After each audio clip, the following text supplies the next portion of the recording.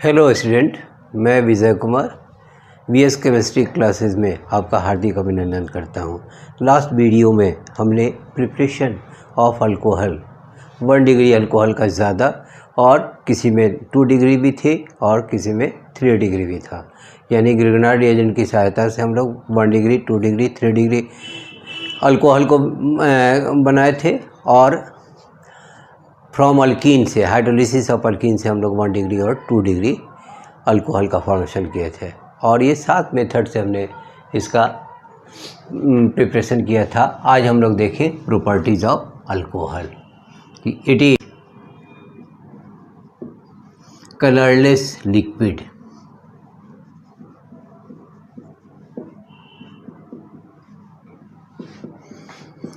it has wine-like sharp odor.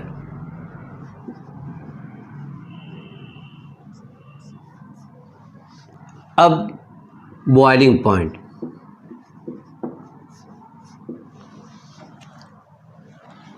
the boiling point of alcohol is high due to presence of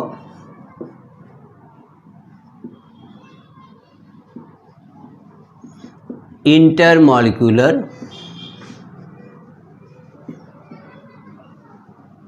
hydrogen bonding.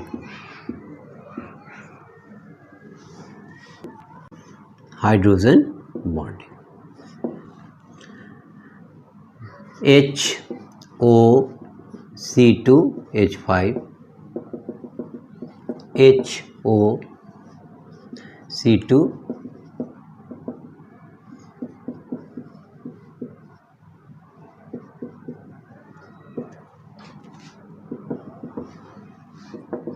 जितने dotted line से ये intermolecular hydrogen bonding है।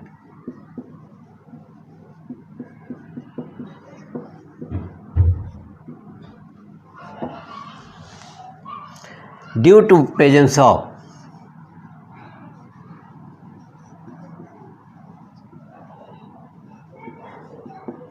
Intermolecular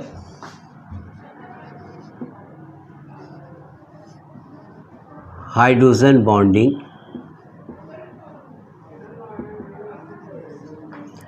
their surface area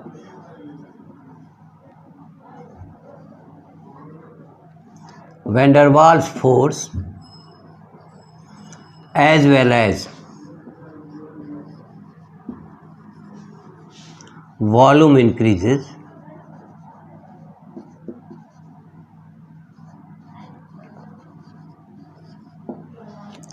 so their boiling point is high.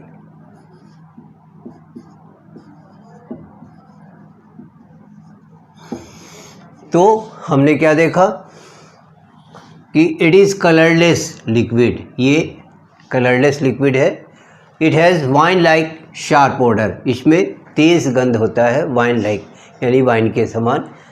अब boiling point, the boiling point of alcohol is high due to presence of intermolecular hydrogen bonding, यानी intermolecular hydrogen bonding के कारण alcohol का boiling point high होता है। ये हमने दिखाया। इंटरमॉलिक्यूलर जितने भी डॉटेड लाइंस हैं वो इंटरमॉलिक्यूलर हाइड्रोजन बॉन्डिंग है।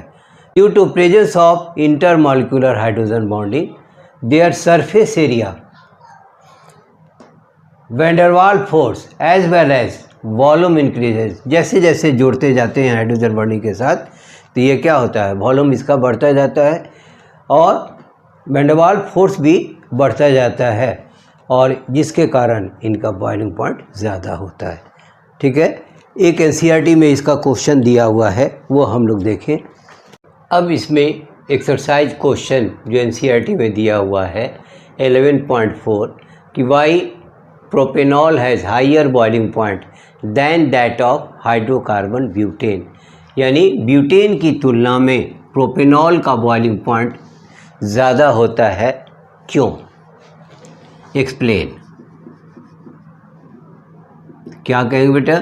We know that propanol forms intermolecular hydrogen bonding and due to intermolecular hydrogen bonding their surface area van der Waals force as well as volume increases, hence their boiling point is high. On the other hand, the hydrocarbon butane has no tendency to form intermolecular hydrogen bonding, therefore their volume does not increase and their boiling point is low. Thus we can easily say that the boiling point of propanol is so much higher than corresponding to hydrocarbon butane. क्या कहेंगे? We know that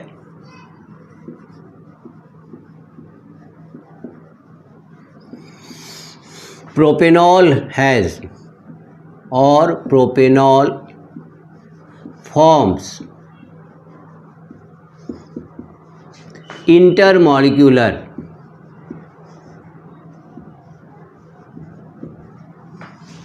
hydrogen bonding.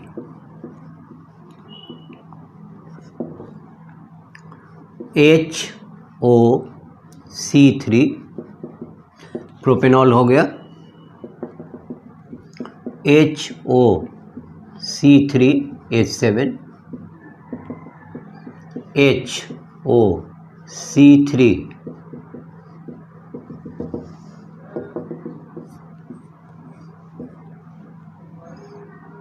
intermolecular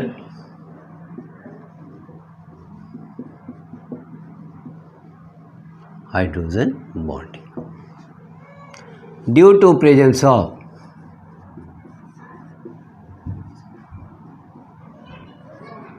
intermolecular hydrogen bonding, their surface area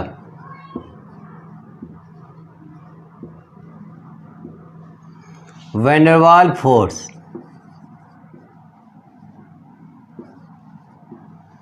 as well as volume increases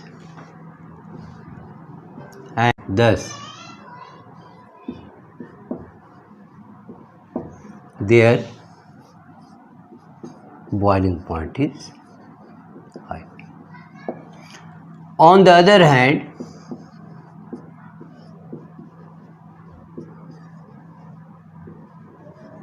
hydrocarbon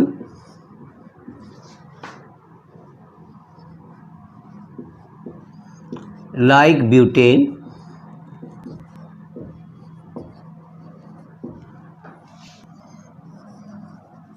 has no tendency to form intermolecular hydrogen bonding. So their volume does not increase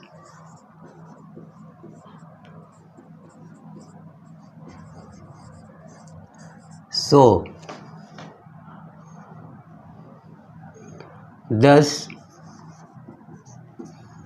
their boiling point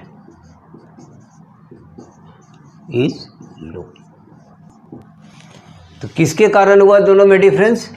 due to presence of intermolecular hydrogen bonding.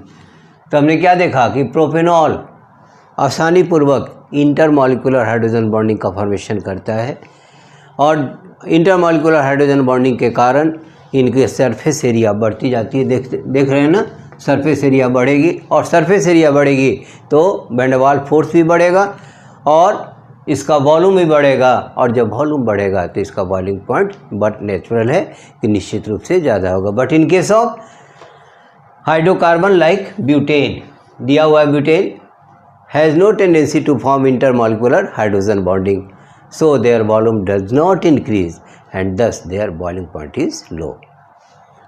अब आगे हम लोग देखें solubility. Solubility में भी interesting question है NCERT का. पहले सॉल्युबिलिटी के बारे में समझ लें, उसके बाद इसका हम लोग क्वेश्चन करेंगे.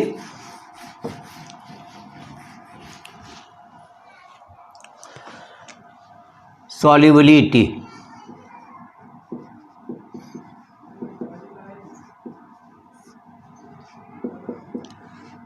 Solubility depends upon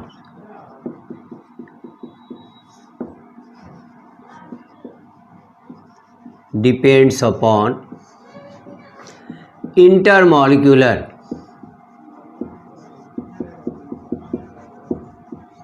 hydrogen bonding. When any compound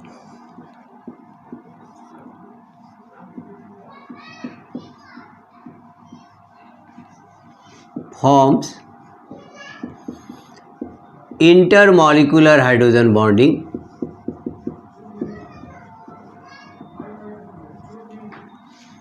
with water, intermolecular hydrogen bonding with water, then they are soluble in water.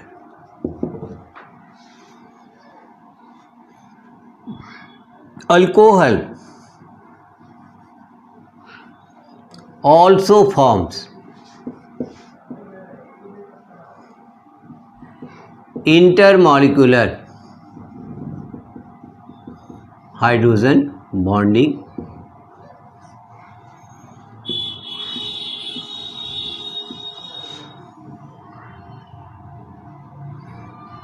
with water as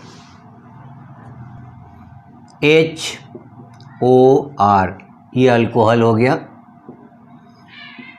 HOH water, HOR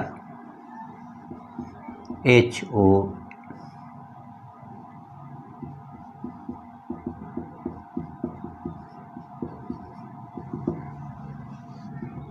और ये dotted line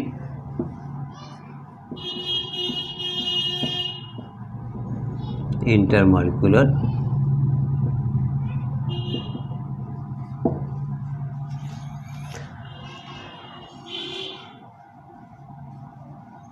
due to presence of intermolecular hydrogen bonding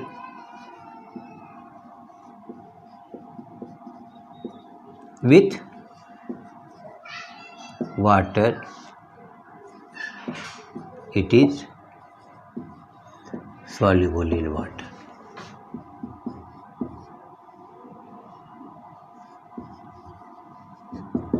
तो हमने क्या देखा कि solubility depends upon intermolecular hydrogen bonding.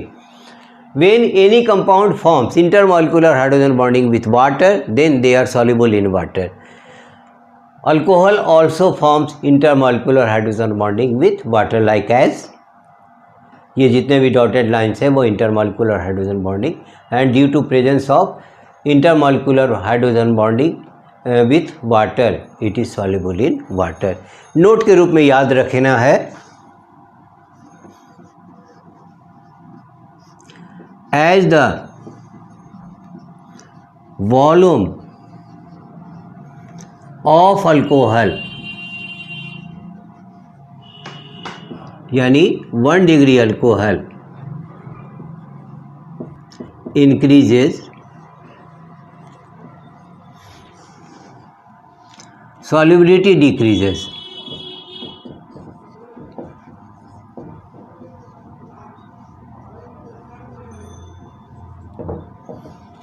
ठीक है कि as the volume of alcohol, that is 1 degree alcohol increases, solubility decreases. इसमें क्या होता है, जैसे जैसे कार्बन की संख्या बढ़ती जाती है सॉल्युबिलिटी उसकी क्या होती है, घटती चली जाती है। अब इसी सॉल्युबिलिटी के आधार पर एक्सरसाइज क्वेश्चन दिया हुआ है, उसको हम लोग देखें। अब हम लोग एक्सरसाइज क्वेश्चन 11.5 को देखें कि alcohols are comparatively more soluble in water than hydrocarbon of comparable molecular mass. कैसे हाइड्रोकार्बन मॉलिक्यूलर मास अल्कोहल के मॉलिक्यूलर मास के बराबर हो, वो सॉल्युबिलिटी को alcohols are more soluble than hydrocarbon. दिया नहीं है कुछ भी, अल्केन ले लो। क्या कहेंगे, we know that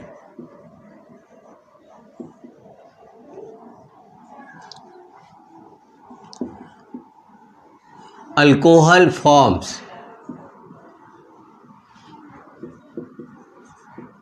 intermolecular hydrogen bonding with water.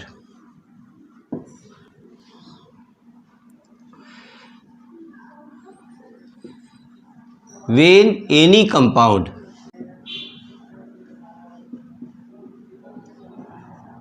forms intermolecular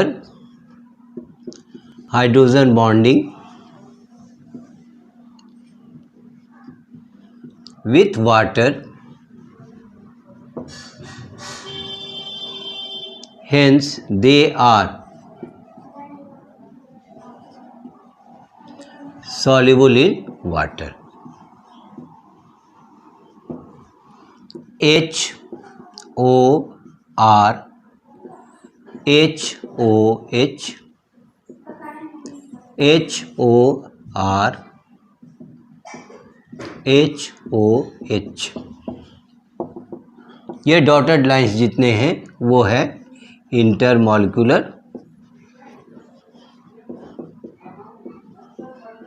hydrogen bonding. क्या कहा कि alcohols are comparatively more soluble in water than hydrocarbon of comparable molecular mass. Explain this fact. तो क्या कहेंगे, we know that alcohols form intermolecular hydrogen bonding with water. When any compound forms intermolecular hydrogen bonding with water, then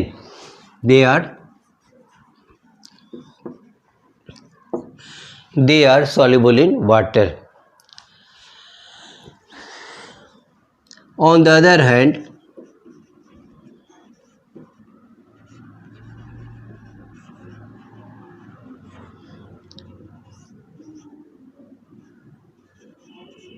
comparable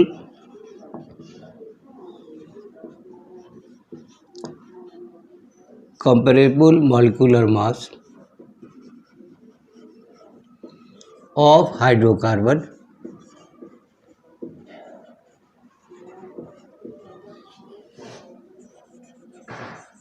has no tendency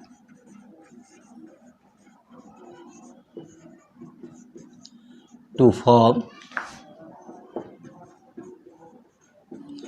intermolecular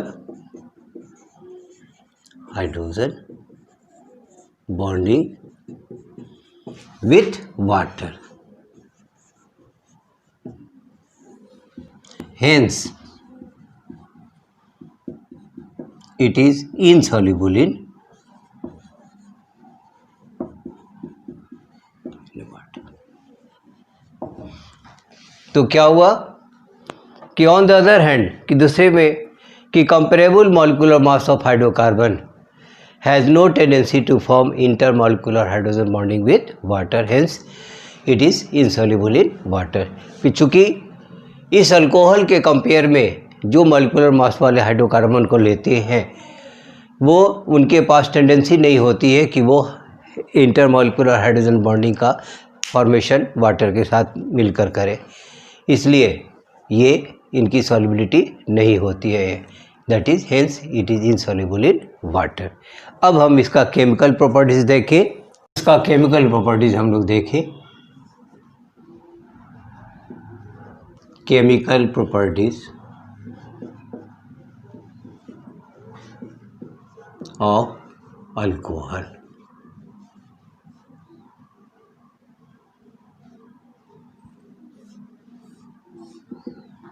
पहला, reaction with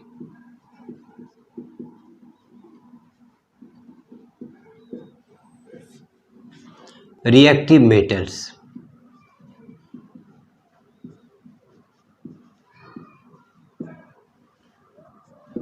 like sodium or potassium. 1 degree alcohol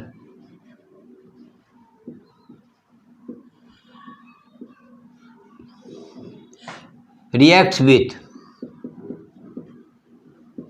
sodium or potassium to form their corresponding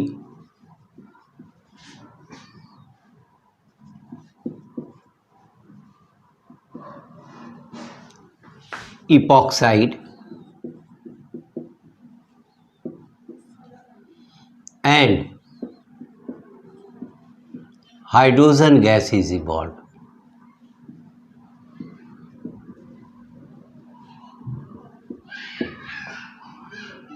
one degree alcohol क्या किया, sodium या potassium से reaction किया तो ये corresponding epoxide का निर्माण करता है और हाइड्रोजन गैस इसमें से निकल जाती है। जैसे एग्जाम्पल हम लोग ले लें ethanol, CH3 CH2 OH, 2 molecule लिए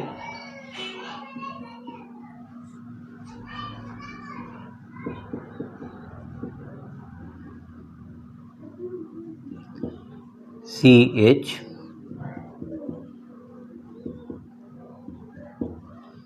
sodium ethoxide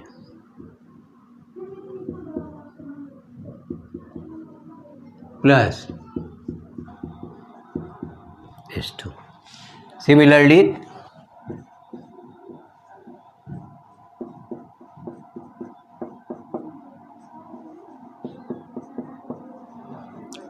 K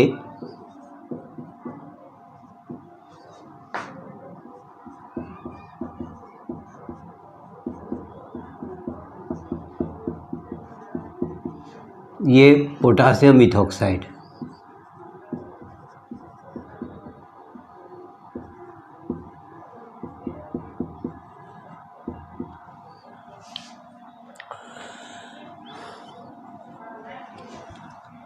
one degree alcohol sodium या पोटासियम से रिएक्ट करके, चूँकि यह रिएक्टिव एलिमेंट है, यह आसानीपूर्वक अल्कोहल के साथ रिएक्शन देता है और उसके कॉरस्पॉन्डिंग इपॉक्साइड का निर्माण करता है और हाइड्रोजन गैस निकल जाती है।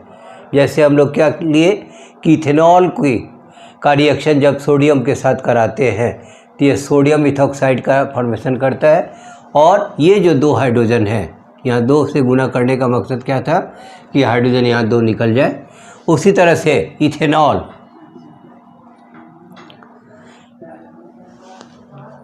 पोटासियम के साथ ये पोटासियम इथॉक्साइड और हाइड्रोजन गैस निकल जाती है। अब इसका सेकंड केमिकल प्रॉपर्टीज है with sodium hydroxide potassium hydroxide. When ethanol reacts with sodium hydroxide और potassium hydroxide, सोडियम और potassium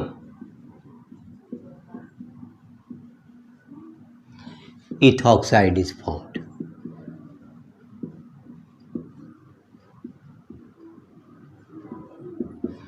Because we know that alcohol acts as an acid and NaOH is a strong base. KOH is a strong base.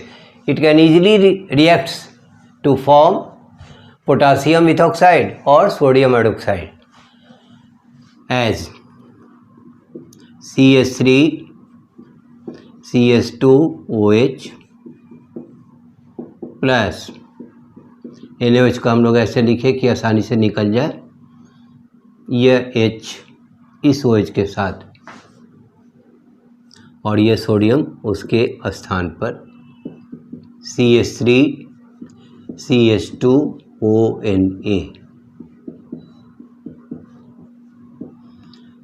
Sodium ethoxide plus similarly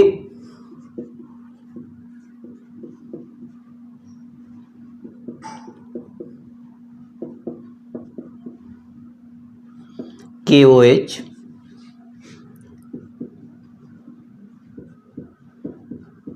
OK plus H2O, ये हो गया potassium ethoxide. Number third, with concentrated H2SO4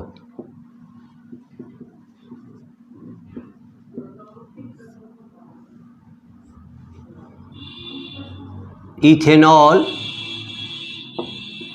reacts with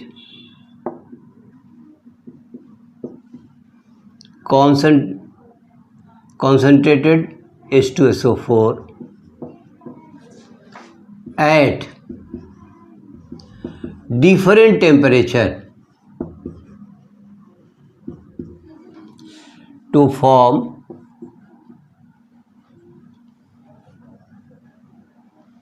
different products.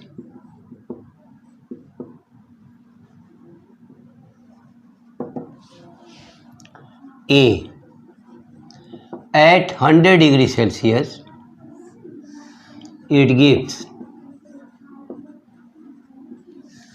ethyl hydrogen sulfate, ethyl hydrogen sulfate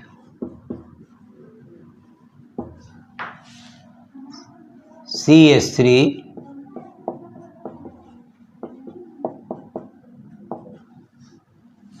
plus H2SO, यहाँ से H2O निकला और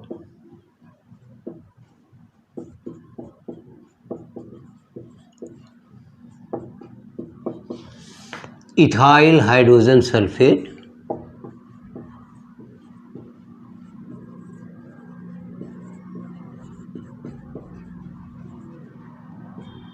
plus H2। तो क्या कहा कि कॉन्सेंट्रेटेड H2SO4 के साथ डिफरेंट टेम्परेचर पर डिफरेंट प्रोडक्ट को देता है। तो पहला है at 100 degree Celsius it gives ethyl hydrogen sulphate, तो ये हो गया इथेनॉल और ये हो गया सल्फ्यूरिक एसिड। जैसे हमने रिएक्शन किया तो यह H इस OH के साथ H2O करके निकल गया और finally we get ethyl hydrogen sulphate. अब now at 140 degree Celsius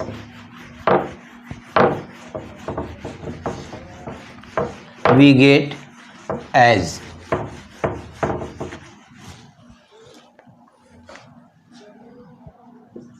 at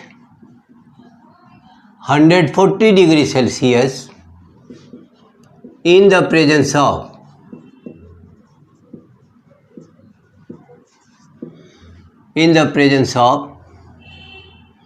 excess of alcohol,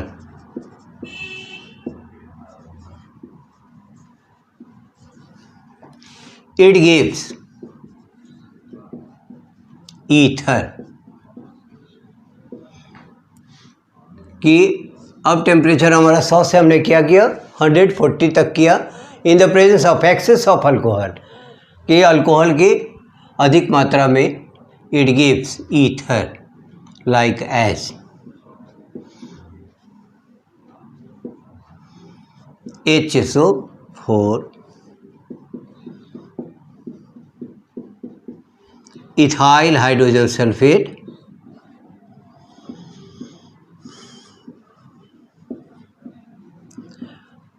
plus excess of alcohol है तो हम लोग फिर अल्कोहल ले लें बेटा।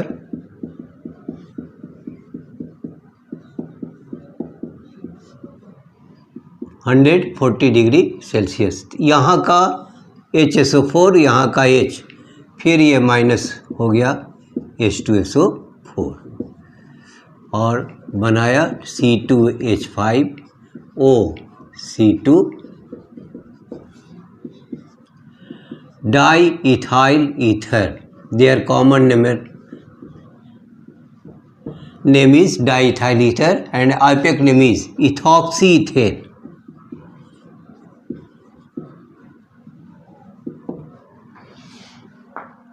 But when ethyl hydrogen sulfate is heated strongly at about 165°C to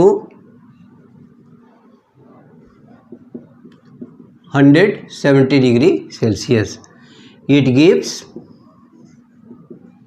ethene,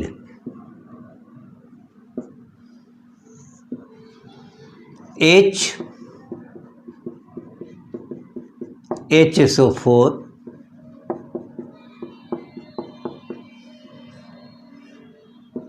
165 to 170°C निकल गया। Single bond is convert into double bond.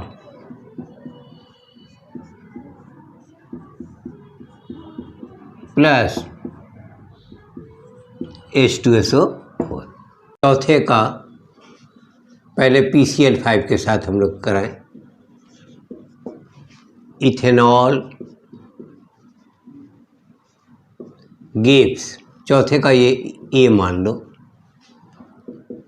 Gives chloroethane. Ethanol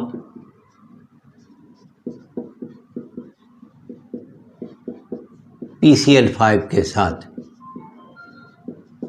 ये ऑक्सीजन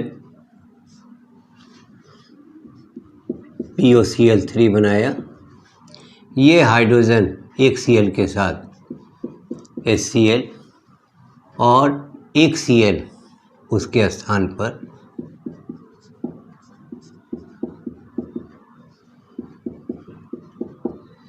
क्लोरोइथेन।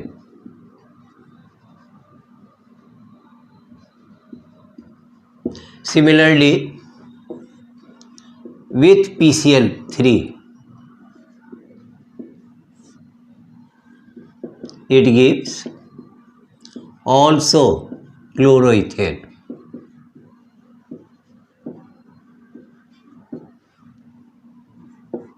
CH3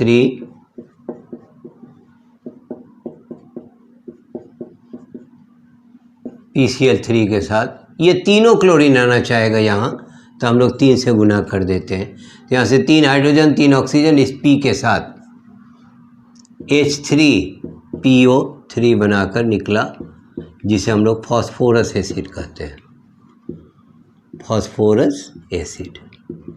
और ये 3 मॉलिक्यूल क्लोरीन आने के बाद 3 molecules of H3C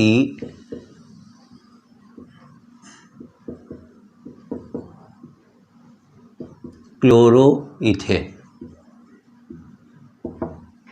C with thionyl chloride, SOCl2 is thionyl chloride.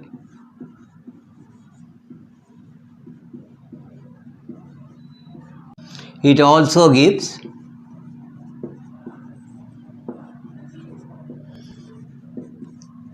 chloroethane,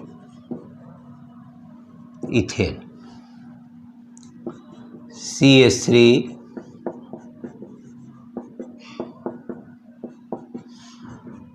SOCl2 पहले ये ऑक्सीजन इस सल्फर डाइऑक्साइड का फॉर्मेशन किया, यह H इस Cl के साथ HCl और एक Cl बेटा उसके स्थान पर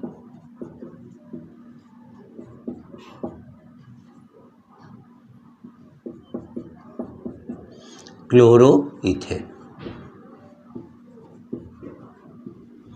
तो हमने ये तीनों में क्या देखा कि चाहे PCl5 से करें या PCl3 से, फॉस्फोरस पेंटाक्लोराइड से या फॉस्फोरस ट्राइक्लोराइड से या थायनिल क्लोराइड से, प्रोडक्ट मेरा यहाँ क्लोरोइथेन, यह भी क्लोरोइथेन और यह भी क्लोरीन। बाई प्रोडक्ट के रूप में यहाँ POCl3 से निकलता है, यहाँ से फॉस्फोरस एसिड, यहाँ SO2 और HCl निकलता है। अब स्टेरिफिकेशन इसका देखें हम लोग। Number 5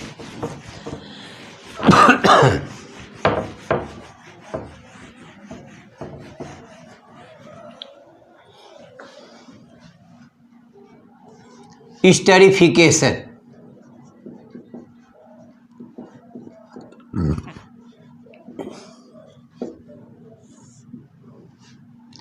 esterification with ethanoic acid.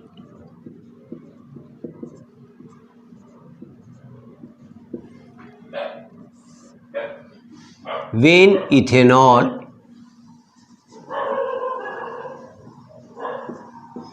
reacts with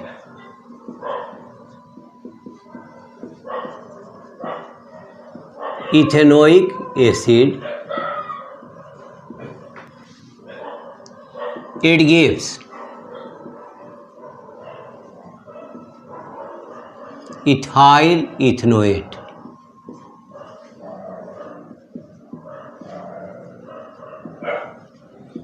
which is known as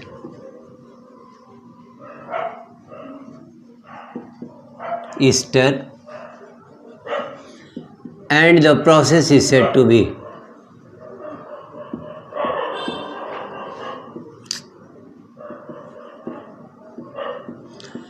esterification।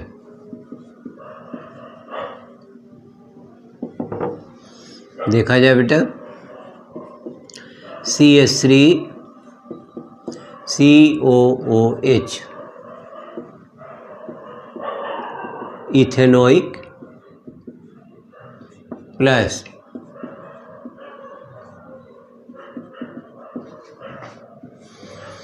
निकाल दे बेटा H और यहाँ का OH, CH3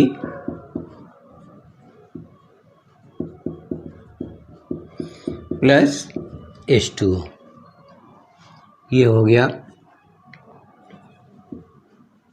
common name ethyl acetate और इथाइल इथेनोएट।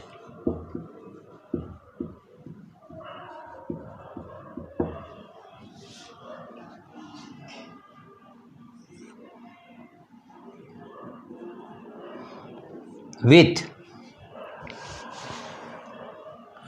ये नंबर 5, ये 6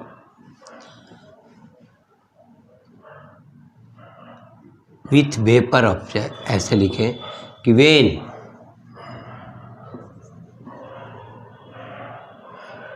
the vapour of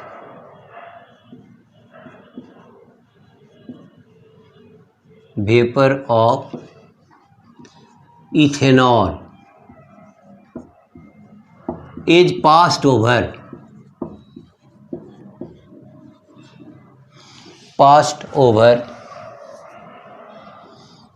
red hot copper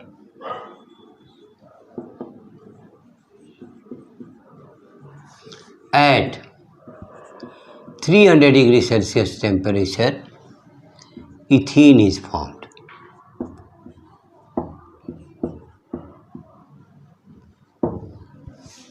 दिखा दे बेटा, H H H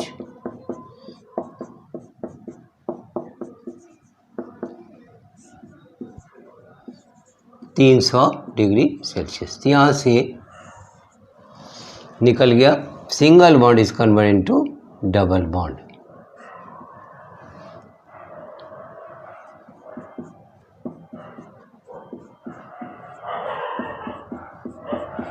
प्लस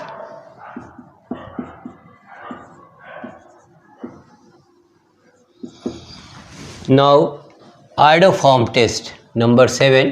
ये एस्टरीफिकेशन का हम लोग निकाले पहले कि इथेनॉल इथेनोइक एसिड के साथ when an acid reacts with an alcohol, ester is formed and the process is itself known as esterification. So when ethanol reacts with ethanoic acid, it gives ethyl ethanoate, which is known as ester and the process is said to be esterification. ये ethanoic acid ethanol से मिला तो ethyl acetate, जिसे ethyl ये common name हो गया और ये हो गया IUPAC नेम, और वाटर मॉलिक्यूल्स निकल जाता है। नेक्स्ट नंबर 6 कि when the vapour of ethanol is passed over red hot copper at 300 degree, जब इथेनॉल का वेपर रेड हॉट कॉपर के ऊपर 300 डिग्री सेल्सियस तक हम लोग पास कराते हैं तो ये वाटर मॉलिक्यूल्स निकल जाता है और अल्कीन यानी इथीन में परिणत हो जाता है। आज के वीडियो में हमने अल्कोहल का केमिकल प्रॉपर्टीज़ कुछ ये डिटेल्स में हमने बताया। इसमें आपको कहीं भी दिक्कत हो तो कमेंट बॉक्स में जाएं, कमेंट करें और यदि अच्छा लगे तो लाइक करें, सब्सक्राइब करें। Thank you.